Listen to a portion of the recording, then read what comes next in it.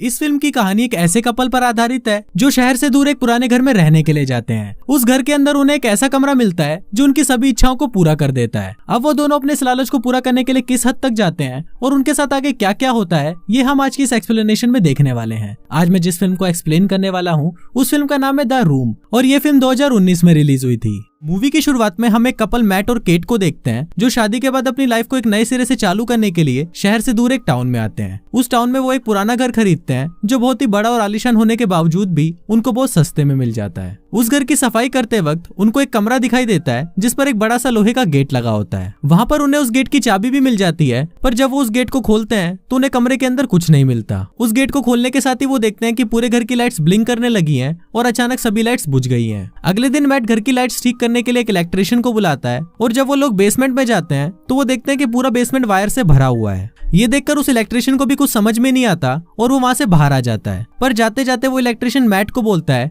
कि आपने ये घर खरीद कैसे लिया, क्योंकि ये घर बहुत टाइम से खाली पड़ा था। मैट जब उसे इसका रीजन पूछता है तो वो इलेक्ट्रिशियन उसे बताता है कि कुछ साल पहले इस घर में मर्डर हुआ था जिस वजह से कोई भी इसे खरीदना नहीं चाहता। उस इलेक्ट्रिशियन के जाने के बाद मैट उस घर में हुए मर्डर के बारे में जानने के लिए इंटरनेट पर सर्च करता है और उसे पता चलता है कि जिस आदमी ने मर्डर किया था उसका नाम जॉन डो था और अब वो एक मेंटल असाइलम में बंद है। अब मैट इस हादसे के बारे में सुनकर काफी परेशान हो जाता है और वो अपने साथ एक दारू की बोतल लेकर उसी लोहे के दरवाजे वाले रूम में जाकर बैठ जाता है। अब दारू की बोतल पूरी पीने के बाद मैट ये विश करता है कि काश उसके पास दारू की एक और बोतल होती। मैट के ऐसा बोलते ही घर की सारी लाइट्स ब्लिंक करने लगती है और अचानक उसके सामने दारू की एक और बोतल आ जाती है। ये देखकर मैट हैरान हो जाता है कि ऐसा कैसे हुआ। अगले दिन केट जब मैट को ढूंढते हुए उस रूम में आती है तो वो देखती है कि उस रूम में मैट के आसपास बहुत सारी महंगी पेंटिंग्स पड़ी हुई है। ये सब देखकर केट चौंक जाती है और वो मैट से पूछती है कि ये सब कहाँ से आई, पर मैट उसे इसका कोई जवाब नहीं देता और वो उसे एक विश मांगने के लिए बोलता है। अब मैट की बातों से केट को लगने लगता है कि शायद वो उसके साथ कोई मजाक कर रहा है और मजाक में ही केट $1 मिलियन की विश मांग लेती है। पर केट के ऐसा बोलते ही उसके सामने $1 मिलियन आ जाते हैं जिसको देखकर केट भी शॉक्ड हो जाती है। अब इन दोनों को लगने लगता है कि शायद ये रूम उनकी सभी विशेष को पूरी कर सकता है, इसलिए वो एक एक करके उस रूम से ढेर सारी विशेष मांगने लगते हैं, जैसे खाना, दारू, पैसे और बहुत कुछ। अब धीरे धीरे उन दोनों में इतना ज्यादा लालच आ जाता है कि वो उस रूम से सब कुछ मांग लेते हैं। पर एक दिन वो दोनों इससे भी बोर हो जाते हैं और इधर केट भी धीरे धीरे डिप्रेशन में जाने लगती है। केट की ऐसी हालत को देखकर मैट उसे बोलता है कि अब हमें एक बच्चे के साथ अपनी फैमिली स्टार्ट कर लेनी चाहिए। पर मैट की बात सुनकर केट उसे चिढ़ जाती है क्योंकि वो दोनों पहले भी 2 बार बच्चे के लिए ट्राई कर चुके हैं और दोनों ही बार उनका बच्चा पेट में ही मारा जाता था। अब केट मैट की बात सुनकर गुस्सा हो जाती है और वहाँ से चली जाती है। थोड़ी देर बाद जब मैट केट को मनाने के लिए जाता है तो वो देखता है कि केट एक छोटे से बच्चे के साथ खेल रही है जिसको उसने उस विशिंग रूम से मांगा था। मैट को ये देखकर बहुत गुस्सा आता है और वो केट को बोलता है कि ये बच्चा हमारा नहीं है, इसलिए तुम इसे जहाँ से लेकर आई हो वहीं वापस छोड़ दो। अब केट की तो इच्छा नहीं थी पर फिर भी वो मैट की बात मान लेती है और वो दोनों जैसे ही उस बच्चे को लेकर उस रूम के अंदर जाते हैं तो दोनों में से कोई भी उस बच्चे को वापस लेने की विश मांग नहीं पाता और फिर वो दोनों उस बच्चे को अपने पास ही रखने का फैसला कर लेते हैं। अब उस बच्चे को पाकर केट बहुत ही ज्यादा खुश होती है और वो उसका नाम सैम रखती है। दूसरी तरफ मैट के मन में उस विशिंग रूम को लेकर अभी भी बहुत सारे डाउट थे, इसलिए वो उनसे पहले उस घर में रहने वाले आदमी जॉन डो से मिलने उस मेंटल असाइलम में जाता है। वहाँ पर मैट जॉन से उस रूम के बारे में पूछता है जिस पर जॉन उसे कोई भी जवाब नहीं देता। पर जाने से पहले वो मैट को बोलता है कि जितना जल्दी हो सके उस घर को छोड़कर चले जाओ वरना उनका लालच उन्हें एक दिन मार डालेगा। पर मैट जॉन की बातों पर बिल्कुल भी ध्यान नहीं देता और वहाँ से चला जाता है। रास्ते में मैट अपनी कार में पेट्रोल भरवाता है और जब वो पेट्रोल के पैसे देने के लिए अपनी जेब में हाथ डालता है तो वो देखता है कि जो पैसे उसने विशिंग रूम से उठाए थे वो सभी राख बन चुके हैं। मैट ये देखकर शॉक्ड हो जाता है और वो घर आने के बाद सीधा विशिंग रूम में जाकर वहाँ पड़े हुए पैसों को उठाता है और उन्हें खिड़की से बाहर फेंक देता है। खिड़की से बाहर फेंकते ही मैट जब उन पैसों को देखता है तभी वो पैसे उसी समय राख बन जाते हैं। इसके बाद वो एक पेंटिंग को उठाता है और उसे भी जब वो अपने घर के बाहर रखता है तो वो पेंटिंग भी राख बन जाती है। ये देखकर मैट अब और भी ज्यादा सोच में पड़ जाता है और वो इसके बारे में जानने के लिए पूरे घर की दीवारों को तोड़ना शुरू कर देता है। पर तभी वो देखता है कि पूरे घर में सिर्फ तारे ही बिछी हुई हैं।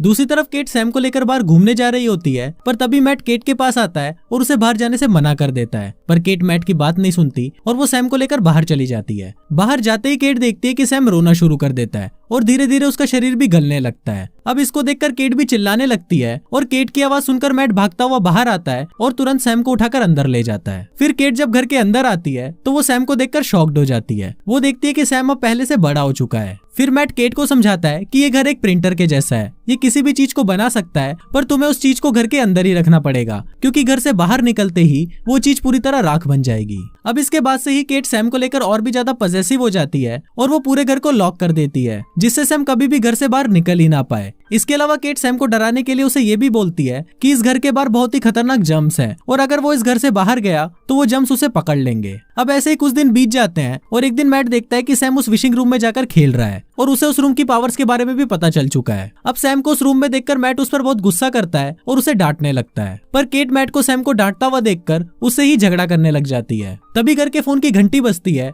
और सैम उस फोन को उठा लेता है। फोन की दूसरी तरफ जॉन होता है और वो सैम की आवाज सुनकर मुस्कुराने लगता है। तभी मैट आकर सैम से फोन ले लेता है और वो जॉन से बात करने लगता है। फिर जॉन मैट को बोलता है कि आखिर तुमने वो गलती कर ही दी। फिर मैट उससे पूछता है कि अगर इस बच्चे की उम्र बढ़ने से रोकना है तो हमें क्या करना पड़ेगा। इस पर जॉन उसे बताता है कि जिसे भी उस बच्चे ने विशिंग रूम से मांगा है उसे मरना पड़ेगा और उसके मरने के बाद ही वो बच्चा घर के बाहर भी जिंदा रह पाएगा। जॉन की ये बात सुनकर मैट उससे पूछता है कि तुम्हें इस बारे में कैसे पता। तो जॉन उसे बताता है कि वो भी उस रूम की विश से मांगा हुआ एक बच्चा था और उसे जिंदा रखने के लिए पहले तो उसकी माँ ने उसके बाप को गोली मार दी और उसके बाद खुद को गोली मार ली, जिसके कारण वो अब घर के बाहर भी जिंदा रह पा रहा है। दूसरी तरफ मैट और जॉन की बात केट भी सुन लेती है और वो सैम को बचाने के लिए खुद को मारने का फैसला करती है, पर थोड़ी ही देर बाद वो खुद को संभाल लेती है और वापस घर आ जाती है। रात को केट और मैट पलंग तोड़ गपागप करते हैं और सैम चुपके से उन दोनों को देख रहा होता है। यहाँ पर हम देखते हैं कि सैम को केट और मैट का नजदीक आना बिल्कुल भी पसंद नहीं आता। अगले दिन सैम घर का दरवाजा खोलकर बाहर चला जाता है, पर मैट दरवाजे की आवाज को सुन लेता है और फिर वो दोनों भागते हुए नीचे आते हैं। नीचे आते ही वो दोनों देखते हैं कि सैम अब और भी ज्यादा बड़ा हो चुका है। सैम के हाथ में मैट की एक बंदूक होती है जिससे वो मैट को मारने की कोशिश करता है, पर तभी केट सैम के पास आती है और उसे शांत करने की कोशिश करती है। फिर सैम का ध्यान जैसे ही दूसरी तरफ जाता है तभी मैट उससे गन छीनने के लिए उसके पास आता है।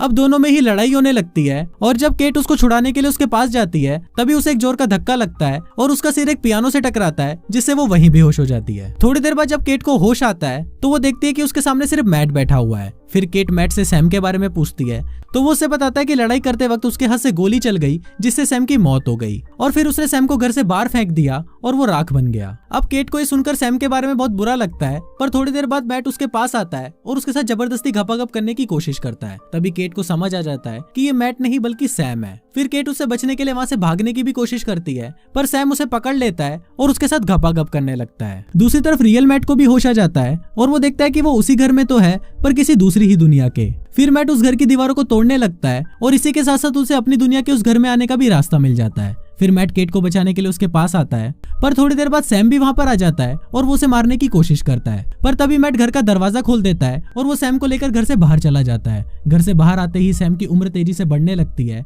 और वो खुद को बचाने के लिए वापस घर के अंदर आने की कोशिश करता है, पर केट घर को अंदर से बंद कर देती है और देखती है कि सैम कुछ ही मिनटों के अंदर बूढ़ा हो जाता है और फिर वो राख बन जाता है। अब फिल्म के लास्ट सीन में हम देखते हैं कि मैट और केट ने उस घर को छोड़ दिया है और कुछ महीनों बाद केट को पता चलता है कि वो माँ बनने वाली है, पर केट इस बात को जानकर शॉक्ड हो जाती है कि वो बच्चा मैट का नहीं बल्कि सैम का है। और कुछ इसी तरह से ये फिल्म यहीं खत्म हो जाती है।